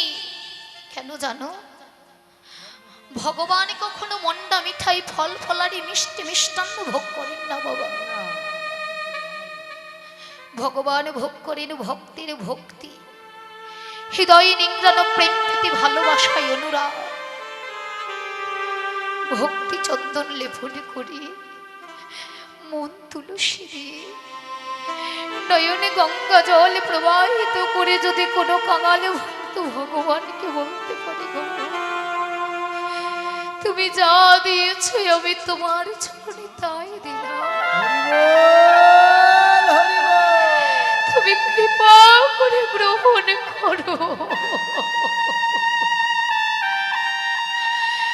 ভগবান পারেন না, সব সহ্য করতে পারে, কিন্তু ভক্তের নয়নের ভক্তি ভরা জল সেটা সহ্য করতে পারেন না।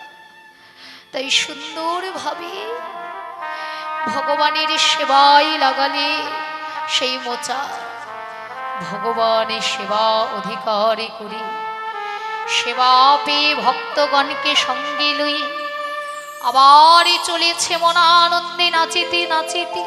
এই যে গোবিন্দ সেবা তো দিলে, কিন্তু জানো গোবিন্দ, সেবা দিতে গেলে সেবা দেওয়ার পরে বৈষ্ণব সেবার তরে মুখশুদ্ধি লাগে।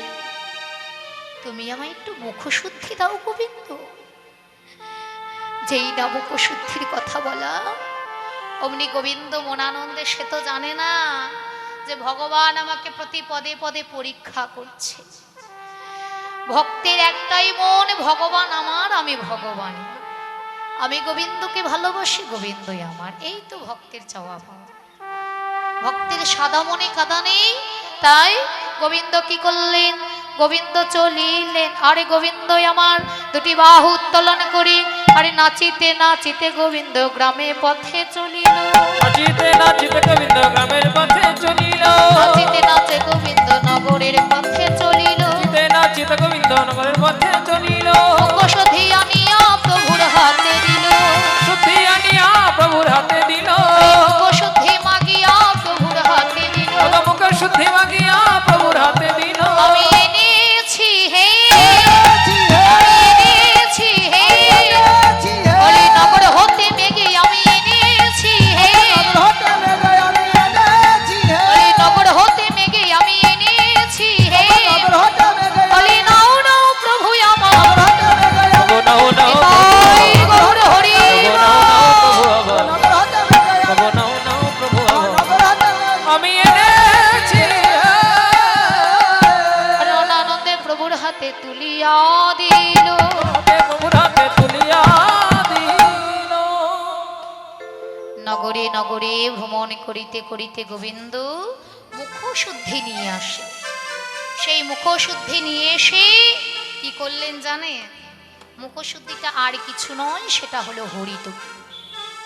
একটা হরিতকিকে দুই ভাগে ভাগ করলেন, অর্ধেক নিজ অঞ্চলে বেঁধে রাখলেন আর অর্ধেক প্রভুর হস্তে দিলেন।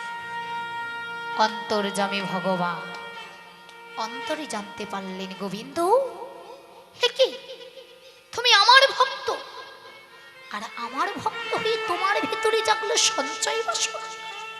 বেশ, তোমায় আজ কিছু বলবো না গোবিন্দ, কাল হতে দাও, ওই কালই হবে তোমার জীবনের কাল।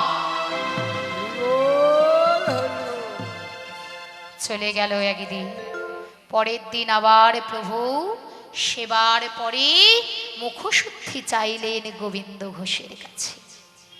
আর যেই না গোবিন্দ ঘোষের কাছে মহাপ্রভু মুখশুদ্ধি চেয়েছে, অমনি কালকে আনতে একটু দেরি হয়েছিল বাবা, কেন কালকে নগরে গিয়ে মেঘে নিয়ে এসেছিল, কিন্তু আজ তো চাইতে হয় নাই, আজ নগরেও যেতে হয় নাই, আজকে সঞ্চয় করে রেখেছে, আর সেই সঞ্চিত করা ধন, সেই মুখশুদ্ধি, সেই হরিতকি প্রভুর হাতে তুলে দিয়েছে।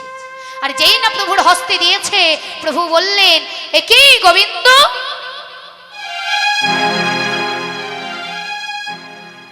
আজ চাইতে চাইতে বই যে তুমি দিয়ে দিলে, কাল তোমার কাছে মুখশুদ্ধি চাইলাম, কতক্ষণ পরে তুমি নগর থেকে চেয়ে আমার কাছে দিলে,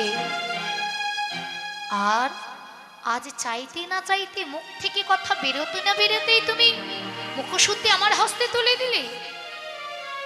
ভক্তের সাদা মনে কাঁদা নেই, বলছে প্রভু এই কথা, আসলে কি কালকে আমি একটা মুখশুদ্ধি মেঘে এনেছিলাম গ্রাম হতে, তা ভাবলাম যে প্রভু তো কালকে আবার সেবা অন্তে আমার কাছে চাইবে মুখশুদ্ধি, তাই অর্ধেক মুখশুদ্ধি তোমার হস্তে তুলে দিয়ে অর্ধেক আমি নিজের কাছে সঞ্চয় করে রেখেছি। গোবিন্দ হে কি করেছ, আমার ভক্ত হয়ে তোমার ভেতরে জাগিলে সঞ্চয় বাসনা, তবে জেনে রাখো গোবিন্দ, আজ হতে তোমায় আমি করিলাম আমার সঙ্গ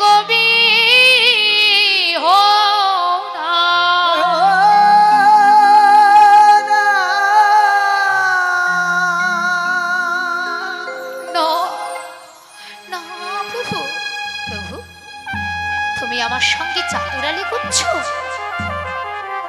আমার সঙ্গে তুমি রহস্য করছো। গোবিন্দ রহস্য, এটাই বাস্তব। সন্ন্যাসীর ধর্ম নহে সঞ্চয় বাসনা, আর তুমি সন্ন্যাসীর সঙ্গ করে, তুমি সর্বত্যাগী হয়ে, তুমি বৈষ্ণব ধর্মে নাম লিখিত করে, তোমার ভেতরে আজ জাগলো সঞ্চয় বাসনা।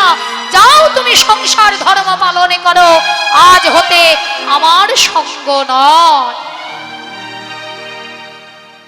গোবিন্দরা ছিলেন তিন ভাই, মাধব ঘোষ, গোবিন্দ ঘোষ আর বাসুদেব ঘোষ। মহাপ্রভুর লীলা বোঝা বড় দায়। তিন ভাই হলেন কিন্তু বাবা তারা ভগবানের ভক্ত। তা ভগবান দেখছে সবাই যদি আমার সঙ্গে মিশে যাবে, তাহলে সংসার ধর্মটাকে পালন করবে, তাহলে তার বংশ বিস্তার কিভাবে হবে, তাই না? তাই মহাপ্রভু নিজের মতো করে সুন্দরভাবে লীলার ছলে গোবিন্দকে সংসার জগতে প্রবেশ করালেন। গোবিন্দ চলে যা। গোবিন্দ কি করলে?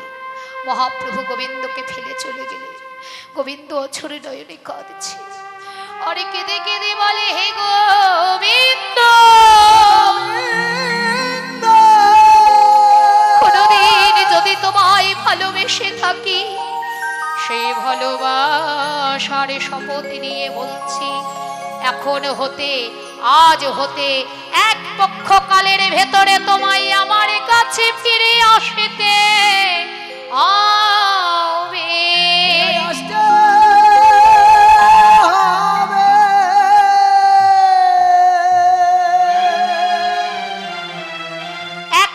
কাল মানে 15 দিন ভগবানের ভক্ত গোবিন্দ ঘোষ অঝর নয়নে কাঁদে। একদিন যায়, 2 দিন যায়, 3 দিন যায়, এমন করিতে করিতে সেই 13 দিনের পরে 14 দিন গোবিন্দ ঘোষ আর পারলেন না, গেলেন যমুনায় স্নান করতে। স্নান করতে গিয়ে অঝর নয়নে কাঁদে, হরি কেঁদে কেঁদে বলে, তুমি যদি ভগবান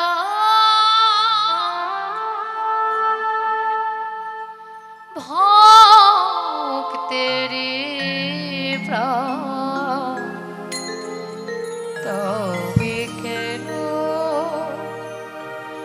দুঃখ দাও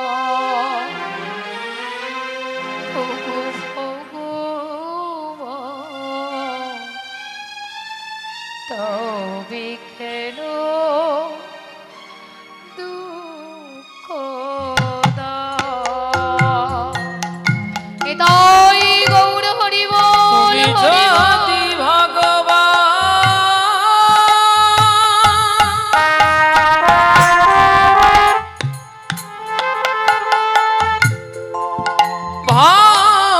ভক্তেরি প্রাণ, দয়াময়, তবে কেন দুঃখ দাও ওগো ভগবান, কেন এত কষ্ট, কেন এত জ্বালা, কেন এত তবে যন্ত্রণা? কেন দুঃখ দাও। দয়াময়, যে তোমাকে ভালোবাসে আর ভালোবাসার বিচ্ছেদের মতো বিরহ আর কিছু হতে পারে না, তুমি আমায় কেন ছেড়ে গেলে দয়াময়? এ বিরহ যে আমি পারছি না সহ্য করতে। ভক্ত কাঁদছে, ভক্তের নয়নের জল যমুনায় পড়ছে, আর সেই জল যেন আমার গৌরীর চরণে গিয়ে বিলীন হয়ে যাচ্ছে। গৌর হরি আর থাকতে পারলেন না। ওই রামকেলিতে ছিলেন মহাপ্রভু, একটি কোষ্ঠী পাথরে ওই কৃষ্ণ কৃষ্ণ গৌর গৌর নাম লিখে পাথরটি জলাশয়ে ভাসিয়ে দিলেন। ভাসতে ভাসতে ভাসতে ভাসতে সেই রামকেলি হইতে একেবারে অগ্রদ্বীপের নদীতে এসে, যেইখানে গোবিন্দ ঘোষ জলকেলি করছেন, কন্দন করছেন, ঠিক সেইখানে গোবিন্দ ঘোষের কাছে অঙ্গ স্পর্শ করছে। কিন্তু গোবিন্দ ঘোষের তো সে ধ্যান নেই, সে মন সঁপে দিয়েছে গৌর চরণ। যতবার আঘাত করে কোষ্ঠী পাথর ততবার ধাক্কা দিয়ে ফেলে দেয়, যতবার আঘাত করে ততবার ধাক্কা দিয়ে ফেলে দেয়, কিন্তু ততবার যেন পাথরে ভেসে আসে। দৈববাণী হলো, শোনো গোবিন্দ, আমি হলাম তোমার প্রভু, আর ওই যে পাথরটি তুমি ধাক্কা দিয়ে ফেলছো, ওই পাথরটি হলো আমারই আশার সংকেত। ওটি হলো আর কিছু নয়, কৃষ্ণ নামে লেখা সেই কোষ্ঠী পাথর। মহাপ্রভুর দৈববাণী গেল, সেই পাথরটি নিয়ে গোবিন্দ ঘোষ গৃহে ফিরে আসে। গৃহে ফিরে এসে নয়ন জলে মুখ ভাসায় দরজা বন্ধ করে কাঁদছে। আর এইদিকে ভগবান আর থাকতে পারলেন না। গোবিন্দ ঘোষ যখন অঝর নয়নে কাঁদছে, তখন গোবিন্দ ঘোষের স্বর্ণমুখে গৌর হরি এসে উপস্থিত হয়েছে। গৌর হরি এসে বলে, গোবিন্দ, ওই যে বললাম এক পক্ষ কাল, 14 দিনের পরে 15 দিন, আর ওই 15 দিনের মাথায় মহাপ্রভু গোবিন্দ ঘোষের কাছে এসে বলে, গোবিন্দ, কি কি ডাকি আমার? গোবিন্দ, আমি তোমার সেই প্রভু। প্রভু তুমি না, প্রভু তুমি কাঁদছো কেন? তুমি কেঁদো না, তুমি কেন আমার দুঃখে কাঁদবে? আমি কাঁদবো তোমার দুঃখে? তুমি আমায় ছেড়ে চলে গেছো, তুমি ভালোবাসা তুমি আমার মনে বুঝতে পারো না। এই দয়াময়, আমি তোমায় কত ভালোবাসি। তুমি আমায় পরিত্যাগ করে চলে গেছো, তাহলে তুমি কেন কাঁদবে? তুমি হাসো। কাঁদবো তো আমি, কষ্ট পাবো তো আমি। নিতাই গৌর হরি বল। হরি বল। হরি আমার মানস সন্তপন সতে পিঠে যদি তোমার দুঃখ না, তুমি কেঁদো না গৌর হরি, তুমি কেন দুঃখ পাবে? হরি আমার মানস সন্তপন সতে পিঠে যদি তোমার দুঃখ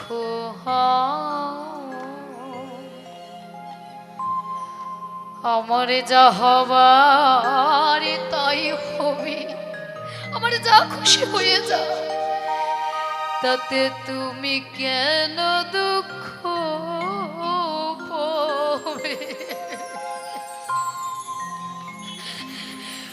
আমার যা হবার তাই হবে, প্রভু বলো তুমি কেন দুঃখ পাবে? সুখে থাকো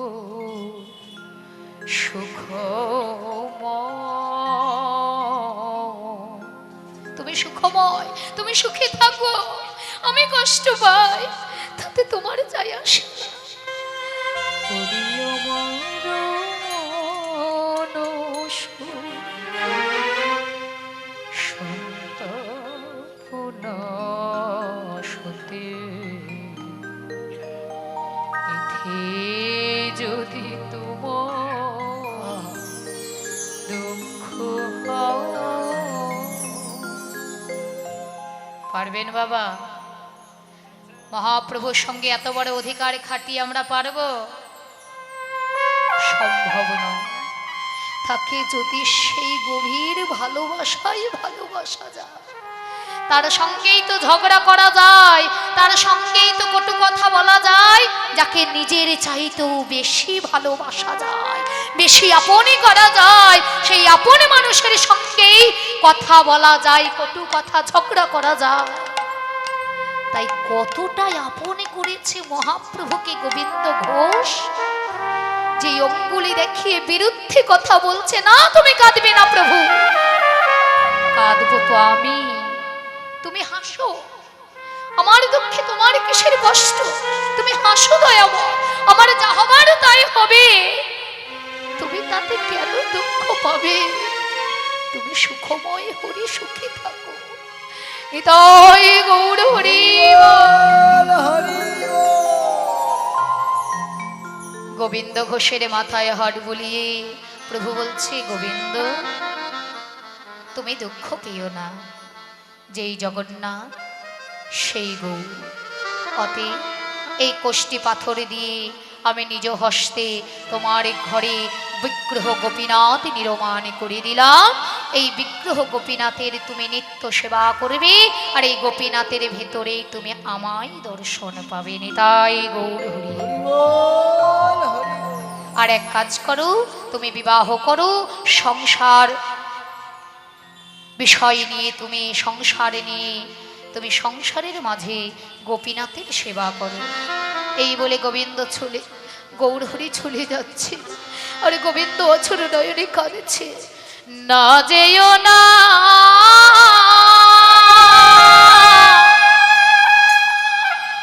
আমায় ছেড়ে যেও না, যেও না,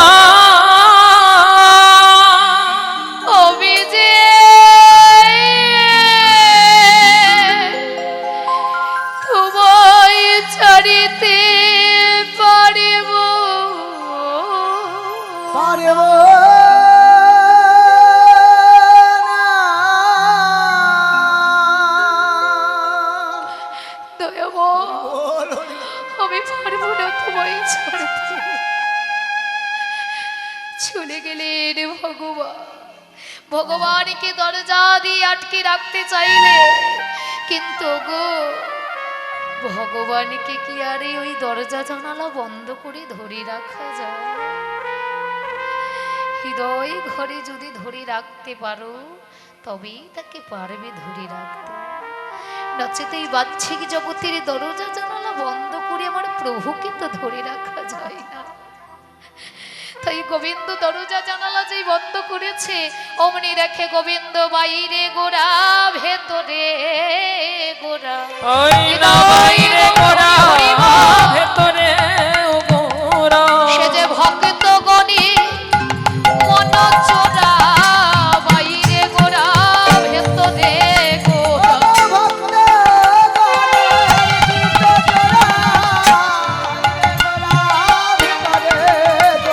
হরি ভক্ত গণে চিত্ত চোরা, গোবিন্দর মনোহরা, ভক্তগণের চিত্ত চোরা, ভক্ত গোবিন্দের মনোহরা, গোবিন্দের চিত্ত চোরা, হৃদয় গৌর হরি গোবিন্দের চিত্ত চোরা, ভক্তগণের মনোহরা, বাইরে গোরা ভেতরে গোরা।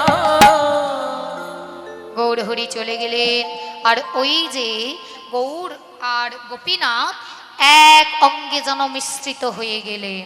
এইবারে গোবিন্দ কি করলেন না, সংসার জগতে পা রাখলেন মা, বিবাহ করলেন। তার স্ত্রীর নাম হলো মাধবী দেবী। আর বছর ঘুরতে ঘুরতে একটি মাত্র পুত্র সন্তান হলো। বিবাহের আগে গোবিন্দ ঘোষ গোপীনাথের সেবা দিতেন 4 বার। সংসার জগতে স্ত্রী আসার পর থেকে সেবা হলো 3 বার। এইবারে পুত্র আসার পর থেকে সেবা হয়ে গেল 2 বার। গোবিন্দ ভগবান বলছে, গোবিন্দ দেখেছ, শেষ অবধি তোমার মতো ভক্ত এই সংসার জগতে পা রেখে পা পিছলে গেল। মহামহারথীর পা পিছলে যায় বাবা, তাহলে তোমরা নরকের কি? গোবিন্দ এতদিন সংসার জগতে ছিল না, তুমি 4 বার সেবা দিতে,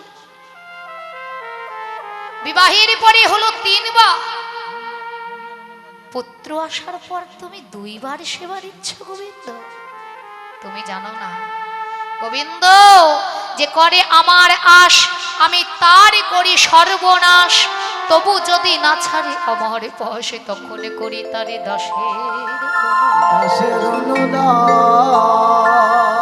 তাছাড়া আমি ভগবান, আমি দেই ধন, আমি দিই ধন, ভক্তের বুঝতে মন। যদি সেরকম হয় তাহলে বলো আমার কেড়ে নিতে কতক্ষণ? তাই গোবিন্দ ঘোষের স্ত্রী গোবিন্দ ঘোষ গিয়েছে বাবা ভিক্ষা মাগতে, গ্রামে গ্রামে ভিক্ষা করতে। ভিক্ষা মেগে এসে দেখে গোবিন্দ ঘোষের স্ত্রী ওই গোবিন্দ চরণে অর্থাৎ গোপীনাথের চরণে আত্মাহুতি দিয়েছে। মানে ওই 4 দিনের কালা জ্বরে গোবিন্দ ঘোষের স্ত্রী ওই গোপীনাথের সেবা করতে করতে তৎক্ষণাৎ প্রাণ বিয়োগ হয়ে গেছে, মারা গেল। মাধবী দেবী মারা গেল।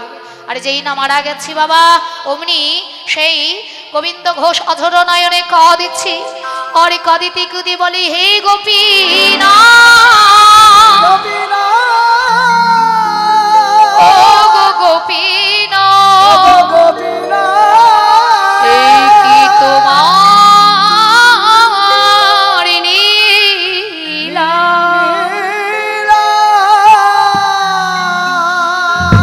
মাধবী দেবীকে বুকে জড়াইয়ে ধরে অঝর নয়নে কাঁদেছে। কিন্তু বাবা দেহ ছেড়ে প্রাণে গেলে কি আর দেহের কোনো মূল্যই আছে? কোনো মূল্য নেই। তাই ওই দেহ নিয়ে কি করলেন, মরা দেহ সেই যমুনায় দিয়ে আসলেন। আবার গোপীনাথের কাছে এসে অঝর নয়নে কাঁদছে ছোট্ট পুত্র সন্তান। সেই পুত্র সন্তান বাবাকে জিজ্ঞাসা করে, বাবা সবার তো মা আছে, কই আমার মা তো কোনোদিন আমায় কোকা বলে ডাকলো না। সবাই খেলা করতে যায় বাবা, আমিও মাঠে খেলা করতে যাই, সন্ধে লাগলে সবার মা এসে সবার সন্তানকে কোলে নিয়ে যায়, কিন্তু কোনোদিন আমার মা তো আমাকে কোলে ডাকলো না, খোকাই আমার কোলে আয়। আমি তো মা বলে মায়ের কোলে চাপতে পারলাম না। বাবা কোথায় আছে আমার মা, বলো না, কোথা গেলে আমি তার দর্শন পাবো?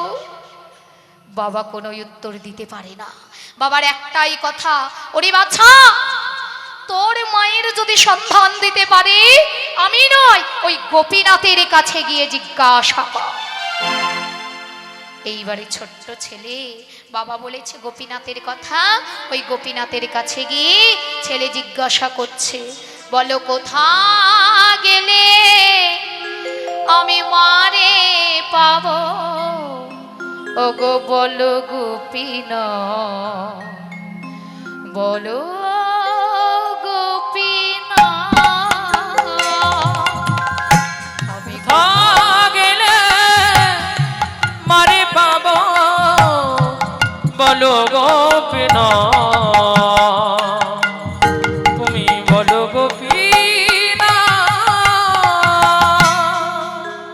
এই বলে অঝোর নয়নে কাঁদিতে কাঁদিতে ছেলে ওই গোপীনাথের চরণে মাথা ঠুকতে ঠুকতে ঠুকতে ঠুকতে কখন উরুধীরের গলা শুকিয়ে, বলো গোপীনাথ মা কোথায়, বলো গোপীনাথ মাতা কোথায়, একবার আমার মায়ের সন্ধানে দাও। গোপীনাথ করতে করতে করতে করতে গলা শুকিয়ে, গলা হতে রুধিরের ধারা প্রবাহিত হচ্ছে, আর রক্তের ধারা উছড়ে উছড়ে পড়তে পড়তে কখন সেই ছেলেটিও প্রাণে বিয়োগ হয়ে গেল। সেই যেও কিছু পাবো না। এই বলে গোপীনাথ, বিগ্রহ গোপীনাথ আজকে বলছে পিতার কাছে এসে, মানে গোবিন্দ ঘোষের কাছে এসে বলে, পিতা কে? আমি গোপীনাথ। হ্যাঁ, কে গোপীনাথ? চলে যাও, বলেছি না তোমার সেবা পূজা দেব না, তোমাকেও কিছু দেব না, রে তোমাকে না দিয়ে আমিও কিছু পাবো না, জল স্পর্শ অবধি করবো না। বাবা গো, এক পিতার যদি দুইটি সন্তান থাকে আর একটি যদি মারা যায়, তাই আর একটিকে কি বাবা না খাইয়ে মেরে ফেলে? কিসের সন্তান? আমি মারা যেতে গেলে কি তুমি তুমি আমার সেই সাধ্য ক্রিয়া করবে? করবো বাবা। আমি মারা যেতে গেলে কি তুমি সেই কাছা পড়বে? করবো বাবা। আমি মারা যেতে গেলে কি তুমি পিণ্ডদান করবে? করবো বাবা। আমি কথা দিলাম, একটি সন্তান যেমন একটি পিতার যাহা যাহা শেষ ক্রিয়া করে, আমি কথা দিলাম অগ্রদ্বীপের গোপীনাথ অগ্রদ্বীপকে ছুঁয়ে তুমি মারা যেতে গেলে আমি সেই সেই কর্মক্রিয়া করব পিতা, করব। নিতাই গৌর হরি বল। শেষ জীবনে গোবিন্দ ঘোষ যেই দিন বাবা দেহ ত্যাগ করলেন, মানে দেহ বিয়োগ হলো, বৈষ্ণবীরা মারা যায় না, ভক্ত যারা তারা দেহ রেখে দেয়, হ্যাঁ, তা দেহ রাখলেন। সেই দিন ওই পূজারী, সেই পূজারী ঘুমন্ত অবস্থায় রয়েছে। গোপীনাথের পূজারীর কাছে ভগবান স্বপ্ন আদেশ দিলেন, শোনো পূজারী, তুমি রাজ পোশাক আমার খুলে দিয়ে আমায় কাছা পরিয়ে দাও আর আমাকে হব্বিষ অন্ন রন্ধন করে দেবে। এই বলে সেই হব্বিষ অন্ন ৪৫ দিন রন্ধন করে ৪৫ দিন পরে গোবিন্দ ঘোষের যে ক্রিয়া, সাধ্য ক্রিয়া সমস্ত কিছু, সমস্ত অগ্রদ্বীপের গ্রামবাসীকে ডেকে এনে সেই ভগবান নিজে সন্তান হয়ে, সেই গোপীনাথ সন্তান হয়ে কি করলেন? অগ্রদ্বীপবাসীকে সবার কাছে খালি চরণে, জুতো পরে নয়, খালি চরণে ভগবান পায়ে হেঁটে প্রত্যেক যেন গ্রামবাসীর কাছে করজেরে বলছে, ওগো ব্রজবা, ওগো অগ্রদ্বীপবাসী, আমার পিতার সাধ্যক্রিয়াতে তোমরা সকলে আসবে। সেই পিণ্ডদান করলেন গোবিন্দ ঘোষের ভগবান, সেই অগ্রদ্বীপের গোপীনাথ। নিতাই গৌর হরি বল। আজকে সেই গোবিন্দ ঘোষের আত্মার শান্তি কামনার্থে সেই অগ্রদ্বীপের গোপীনাথ নিজ সন্তান হয়ে, গোবিন্দ ঘোষের সন্তান হয়ে আজকে সেই অগ্রদ্বীপের দ্বারে দ্বারে দেখুন এটা শাস্ত্রের নিয়ম। পিতামাতা মারা যেতে গেলে আমরা প্রত্যেক সন্তান যতই রাজ অট্টালিকায় বসবাস করি না কেন, খালি চরণে সেই সাদা মাঠা পরে আমাদের ভিক্ষার ঝুলি স্কন্ধে নিয়ে দাঁড়িয়ে দাঁড়িয়ে গিয়ে ভিক্ষা মাগতে হয়। তাই আজকে গোবিন্দ ঘোষের আত্মার শান্তি কামনার্থে আজকে সেই অগ্রদ্বীপের গোপীনাথ পুত্র সন্তান হয়ে তিনি সেই অগ্রদ্বীপের কাছে অঞ্চল পেতে ভিক্ষা মুষ্টি চাইছে। আমায় ভিক্ষা দাও গো নগরবাসী, ভিক্ষা দাও আমায় ভিক্ষা দাও গো নগরবাসী, ভিক্ষা দাও আমায়, আমায় ভিক্ষা দাও গো নগরবাসী, ভিক্ষা দাও আমায়। আমি ভিক্ষারে তরে তরে আসি, আমি ভিক্ষার তরে দানে আসি, কৃষ্ণ নামের ভিখারি আমি, কৃষ্ণ নামের ভিখারি আমি। ভিক্ষা দাও আমায় ভিক্ষা দাও গো নগরবাসী, ভিক্ষা দাও আমায়।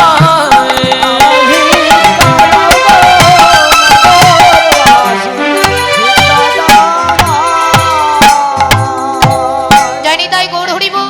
সেই অগ্রদ্বীপের গোপীনাথ লীলা আমাদের এখানে সমাপ্ত হচ্ছে।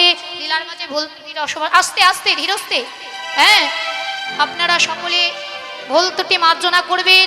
আর যদি কোনো আমাদের পদাবলী কীর্তন ভালো লেগে থাকে, আমাদের কাছে ভিজিটিং কার্ড মানে কন্ট্যাক্ট নাম্বার নিয়ে পুনরায় কীর্তন অনুষ্ঠানের জন্য যোগাযোগ করবেন। জয় নিতাই গৌর হরি বল। ভক্ত আর ভগবানের মিলন হইল।